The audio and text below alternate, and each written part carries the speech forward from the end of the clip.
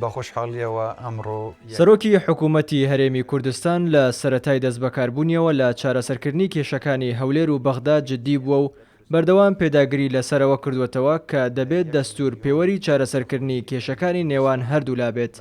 هەر بۆیە 6 ڕۆژ لە دوای پێکێنانی کابینەی نوێ لە ساڵی 2019 وەکو نیازپاکی سەردانی بەغدای کردو ئامادەی بۆ چارەسەرکردنی تەواوی کێشەکانی نێوان هەولێر و بەغدا دەربڕی. هەروەها لە دوای پێکێنانی حکوومەتی نوێ عێراق بە سەرۆکایەتی محەممەد شیع سوودانی سەرۆکی حکوومەتی هەرێمی کوردستان بە ئامانجی بەردەوامیدان بە گفتوگۆکانی نێوان هەولێر و بەغدا و چارەسەرکردنی کێشەکان چەند جارێکی دیکە سەردانی بەغدای کردووەتەوە. لە ڕوانگەی سەرۆکی حکوومەت بۆ پەیوەندیەکانی هەولێر و بەغدا جەخت لە چارەسەرکردنی کێشەکان بە گوێرەی دەستور و سازش نەکردن لەسەر مافەکانی گەلی کوردستان کراوەتەوە. مەسرور بارزانی سەرۆکی حکوومەتی هەرێمی کوردستان لە گوتارێکدا لە 2 تشرینی یەکەمی 2019 لەبارەی چارەسەرکردنی کێشەکان ڕایگەیاند. دەیانەوێت پەیوەندیەکی باشی بنیاتنەر و جێگیریان لەگەڵ حکوومەتی فیدراڵدا هەبێت.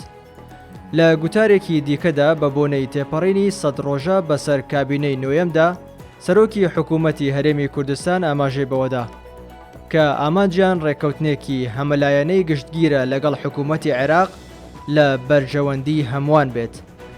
هەروەها لە کۆبوونەوەی 3 حوزەیرانی 2020 ئەنجومەنی وەزیران مەسرور بارزانی گوتی گفتوگۆ لەگەڵ حکوومەتی نوێ عێراق بەردەوام دەبێت بۆ چارەسەرکردنی کێشەکانی تایبەت بە نەوت و دارایی لەسەر بنەمای دەستور. دواتر و لە کۆبوونەوەی 22 حوزەیرانی هەمان ساڵ جەختی کردەوە چارەسەرکردنی کێشەکانی نێوان هەرێمی کوردستان و فیدراڵ لە بەرژەوەندی سەرجەم هاوڵاتیانی عێراقە فاکتەرێکی گرنگە بۆ هێنانەدی سەقامگیری لە ناوچەکە.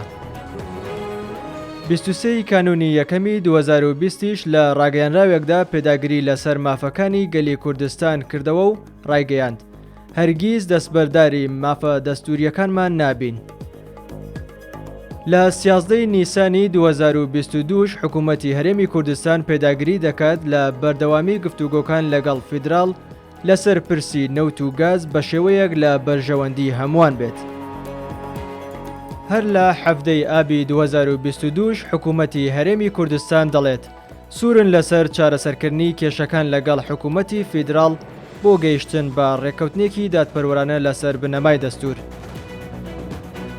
نیازپاکی و پێداگری حکوومەتی هەرێمی کوردستان بەردەوامە و لە سەرەتای کانونی یەکەمی 2022ش جارێکی دیکە دڵنیایی دەدات هەرێمی کوردستان هەمیشە ئامادە بووە بۆ ئەوەی کێشە هەڵپەسێدراوەکان لەگەڵ حکوومەتی فیدراڵی بە شێوەیەکی بنەڕەتی و لەسەر بنەمای دەستور چارەسەر بکرێن. لەو چوارچێوەیەدا لە 4 نیسانی 2023 لە دوای واژووکردنی ڕێکەوتنی نەوتی هەرێمی کوردستان و بەغدا سەرۆکی حکوومەتی هەرێمی کوردستان لە کۆنفرانسێکی ڕۆژنامەوانیدا ڕایگەیاند خوازیاری گەیشتن بە ڕێکەوتنێکی باش بووین بەبێ ئەوەی واز لە مافی دەستوری خۆمان بێنین. لە دوای هەوڵەکانی ئەندامانی لیژنەی دارایی سەر بە هەندێک لایەنی عێراقی و بە پشتیوانی چەند پەرلەمانتارێکی کورد بۆ دژایەتیکردنی مافەکانی گەلی کوردستان سەرۆکی حکوومەت لە 27 ئایاری 2023 جەختی کردەوە. ئەو ڕێکەوتنەی لەگەڵ سەرۆکوەزیرانی عێراق کردویانە بناغەیە بۆ هەماهەنگی هەولێر و بەغدا و دەبێت هەموو لە ڕێزی لێ بگرن.